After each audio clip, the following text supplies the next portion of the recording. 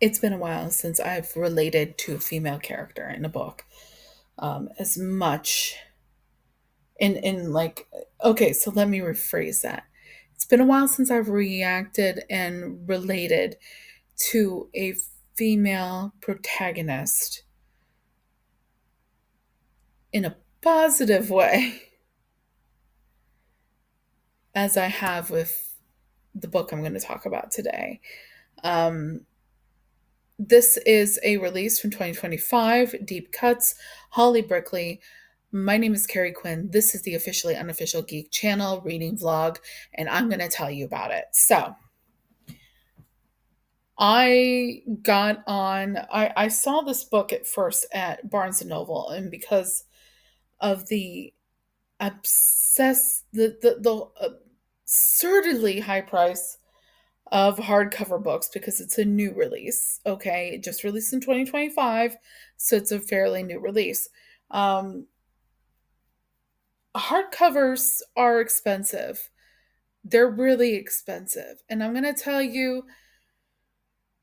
Sometimes I go to Barnes and Noble to look at paperbacks and graphic novels, and I will peruse usually new release or recent release sections, their hardcover books, to kind of look and see if there's anything that interests me. And usually I will then search the public library to see if they have it, because honestly, these books are they're getting kind of expensive lately, especially hardcover books, which is one of my preferred reading formats. I'm going to be real with you, is hardcover books. And that is not just with regular novels, but also graphic novels, like or collected comic book collected editions. Um, I love a good hardcover. This is funny, like because I'm in a relationship. My boyfriend is the kind of person that likes paperbacks.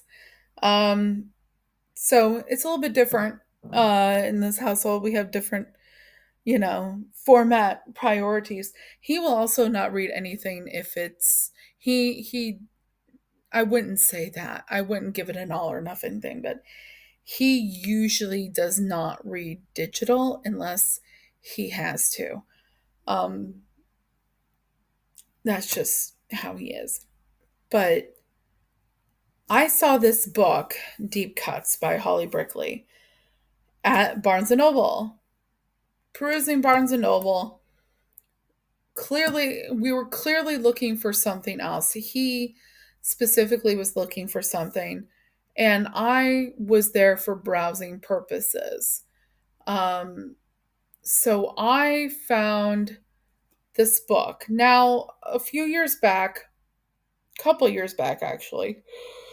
Whew, sorry, I'm yawning. Wow, that was horrible. Um, I read Daisy Jones and the Six by Taylor Jenkins Reid. Okay. And I like stories, fictional stories, and also nonfiction stories surrounding music as a subject matter, like one of the subject matters, or a theme, or what have you. Recently, earlier on in the year, I read the autobiography of Matt Pinfield. Now, Matt Pinfield, if you don't know who he is, that means you're probably not a part of the MTV Plays music videos generation, and that's okay.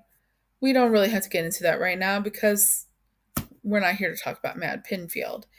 We're here to talk about this book. And I only reason I'm bringing up Matt Pinfield and music books in general that have a central theme or a connecting theme of music and music lovers and musicians is because it is central to Deep Cuts. Now, one of the things that I'm seeing more and more in people's writing, in books, in comics, and all of that is giving music a bigger importance in the product and the story that they're trying to tell. From mentioning specific music more, which Deep Cuts does, but also integrating music into the text, which also something Deep Cuts does. There's a few comics out there that have done this. Sometimes they'll have companion playlists on like Spotify or something like that, right?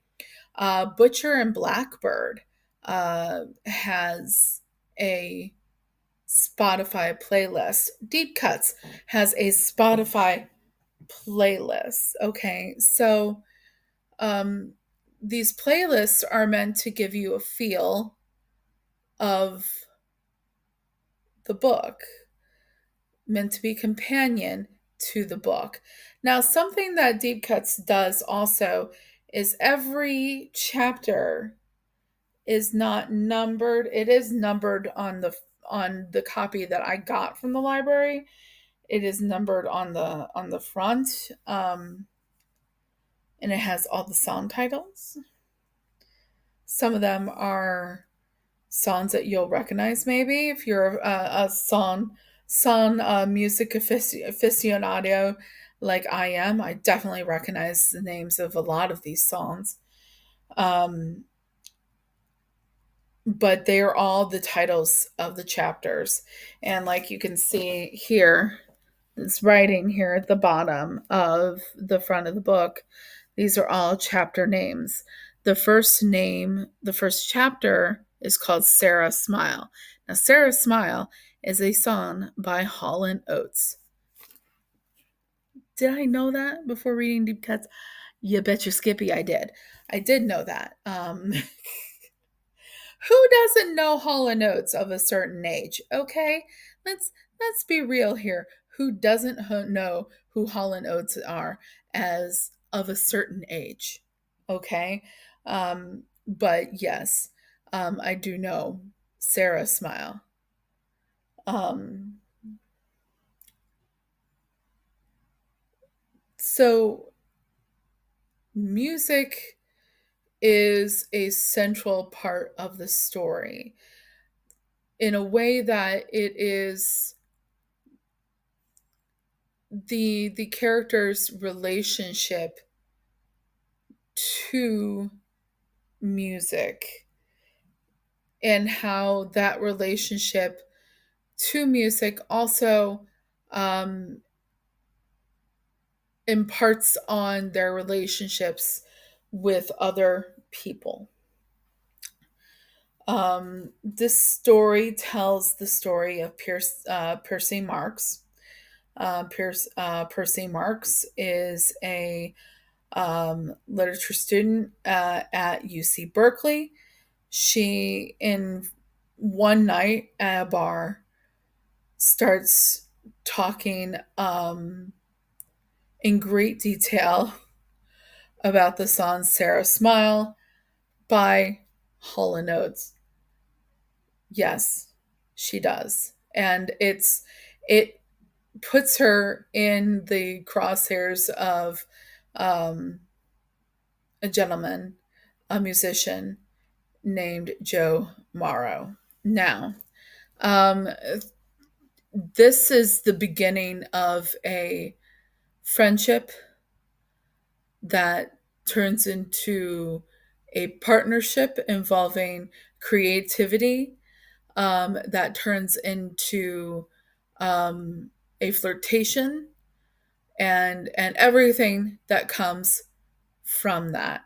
When it comes right down to it, Deep Cuts is a story about Percy Marks and Percy Marks's relationship to music, to using that to relate to life and how she views life and how she views love and affection and friendship, and in turn, how she relates to herself. Okay.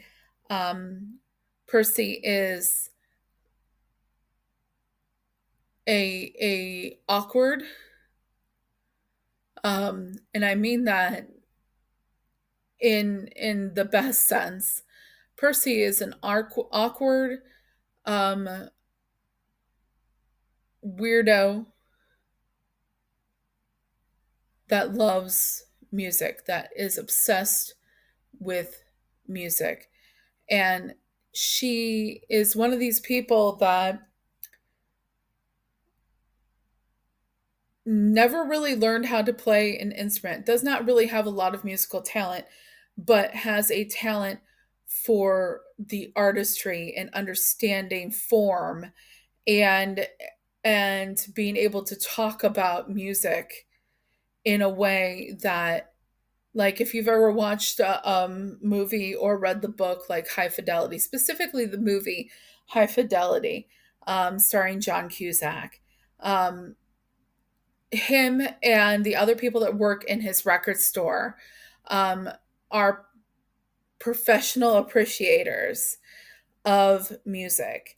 And Percy Marks not only can write music, write lyrics specifically, that means something, but she can look and talk about music, translate music to down to its parts.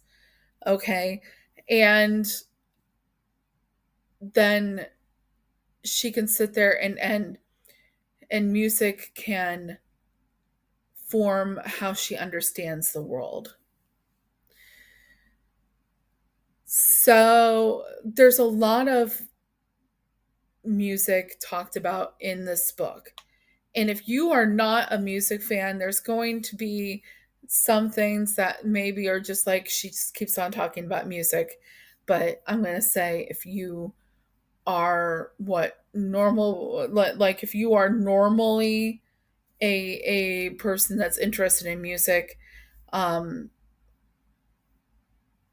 but maybe hasn't dived deeply into music, in different time periods of music, there's going to be stuff that's going to get mentioned that maybe you recognize, and there's going to be stuff that's going to get mentioned that you're not going to recognize.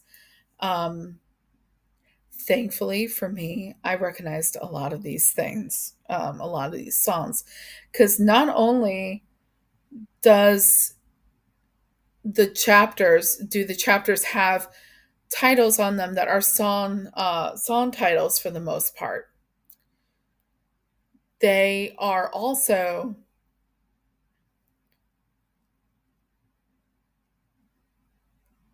integral to what is happening in the chapter.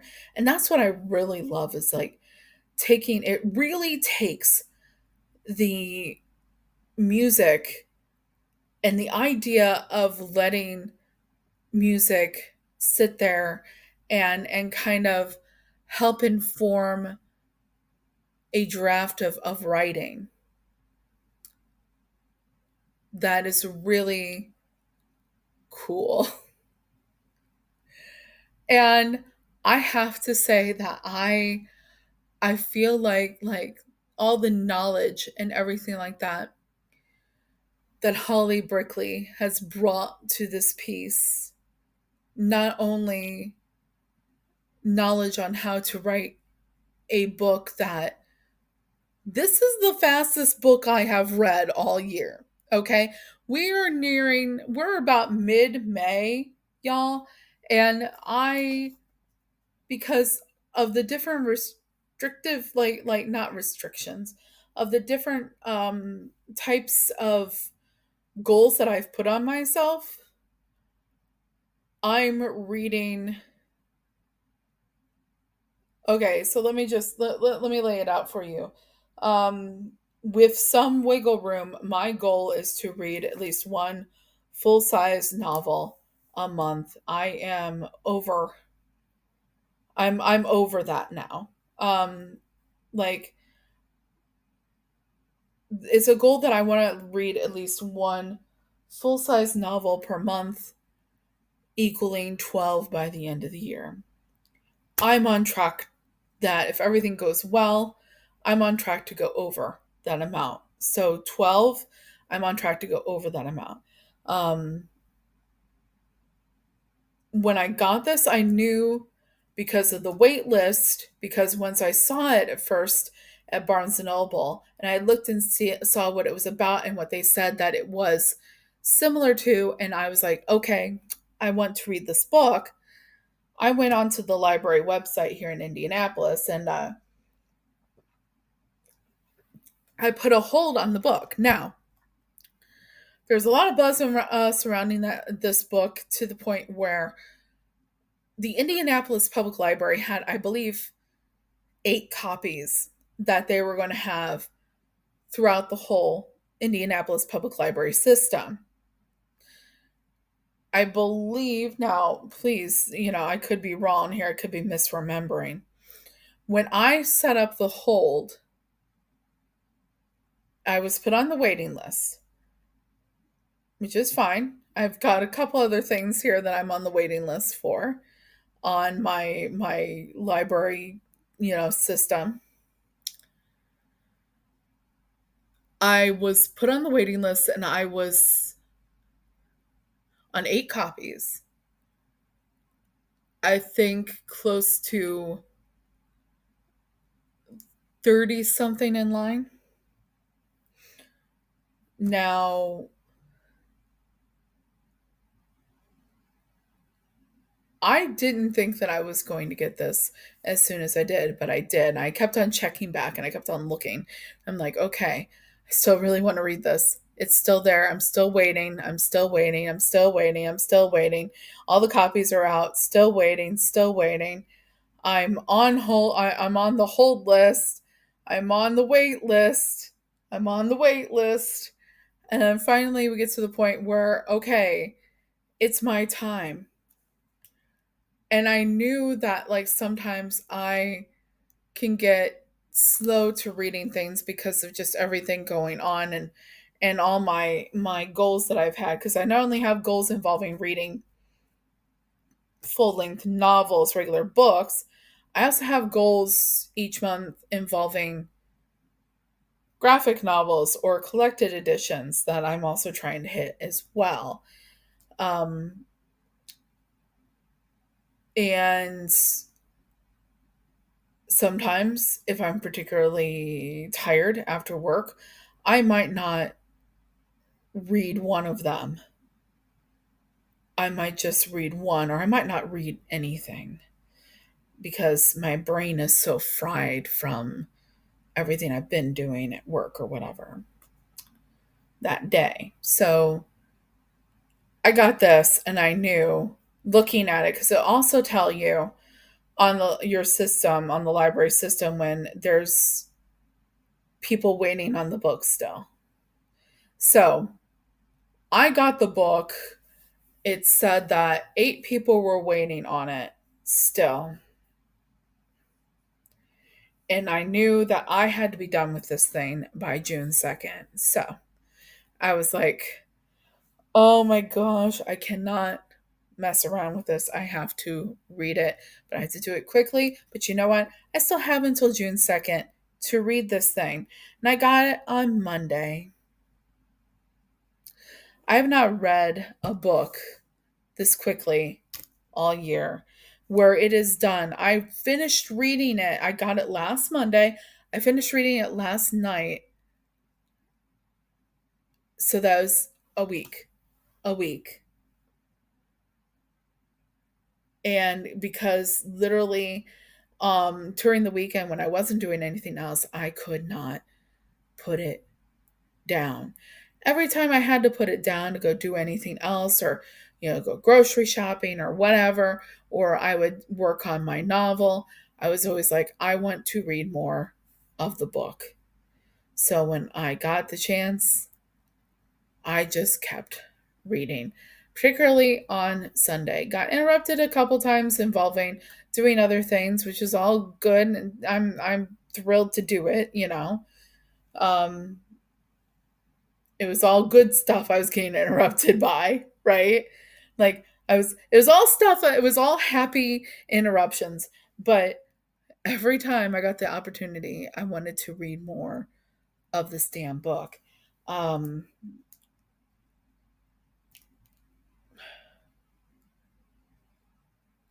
I feel like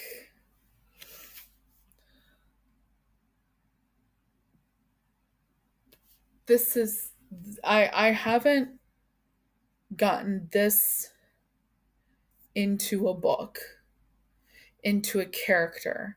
I haven't related to a character like this since I first read a Jason Pargin Zoe Ash book. If you don't know Zoe Ash, if you don't know Jason Pargin, if you don't know Zoe Ash is an absolutely amazingly fun character. And Percy Marks, for everything that she is and she isn't, I just looked at her as she is this person that I related to. Why did I relate to Percy Marks? Well, because outside of having played trumpet in high school band, I don't know how to play a musical instrument. Outside of having sang in public very regularly, sometime in my 30s, I developed this stage fright. Um, Now, if you were to ask anyone that has heard me sing, they swear up and down that I'm talented because of the things that have happened to me and because of the stage fright that I do have. I don't really sing seriously in public anymore. So, but ask anyone that's close to me that has talked to me about music, and they basically like I just got told yesterday, I was because I was talking about something involving somebody, what somebody said on the radio yesterday. And I was like, one of those things where like they had made the comment that a certain song was representative of the 1980s. And I'm not going to tell you what song that was because I can't even take them seriously. That's how I was like I can't. Mm. And it was one of those things where it was like I sat there and I come into the house after being in the car and I'm like, what if somebody said this to you, that this song was representative of the 1980s? And they look at me and they just kind of like, what like and it's like, I know I'm an asshole, aren't I? I'm an asshole because I was like, I can't even take this person seriously because they said that this song was representative of all the 80s. And I was like, I can't even take this person seriously anymore. And I turned off the radio. I told them that. And they look at me and they're like, yes, Carrie, you are an asshole sometimes. But if I was ever in a situation where I needed to have somebody like that knew about music, popular music in particular, and I had like I was on like Who Wants to Be a Millionaire or something like that, right? And I had to phone a friend. I'm calling you. If I have a trivia team that I have to build where they have to know about music trivia, I'm calling you. So, but I'm very like I have very strong opinions about things like that. And I'm also a very awkward person. Sometimes I say too much. Sometimes I don't say enough. And then when I don't say enough, people don't know what I'm thinking, but most of the time I'm pretty awkward and I say too much. And that's Percy Marks. And I loved it. I loved it because here's this person that was trying to figure out what her place is in the world, and who she is, and how she relates to people using this medium. And I was sitting there, I'm like, man, like, should I have done this with my life? Should I have done this? Or should I have done this? Or should I have what this is speaking to me on a level that I haven't been spoken to in a while, where I can look at it and be like, that's that that woman is is like me. And I haven't had that in a while since I read Jason Pargin's Zoe Ash books. Um, Cross your fingers he does more of those, okay? Because um, I also cross your fingers. It gets, I believe there's an option out, and that it gets made into something. I would love to see a Zoe Ash cable TV show or a Zoe Ash movie series, please. From my mouth to the God's ears, okay? Um, and you know what? I sat there reading this, and I said to my boyfriend, to Joe, I was like, I don't think you would like reading this book, but I think you would like the movie. I would like very much to hear someday that this has been optioned, if it hasn't been already.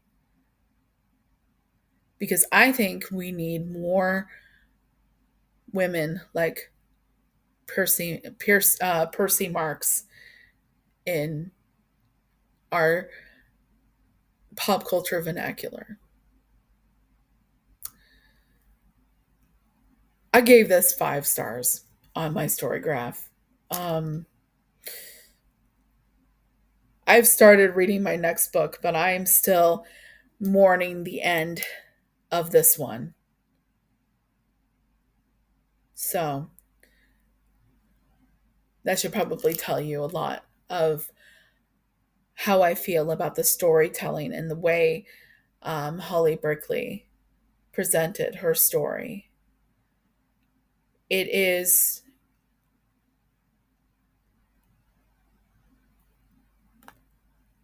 and like, God love her.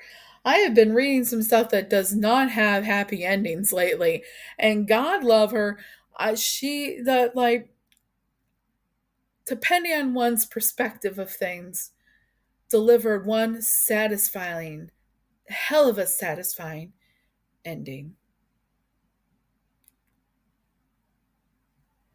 that did not force Percy to have to sacrifice anything of who she had become.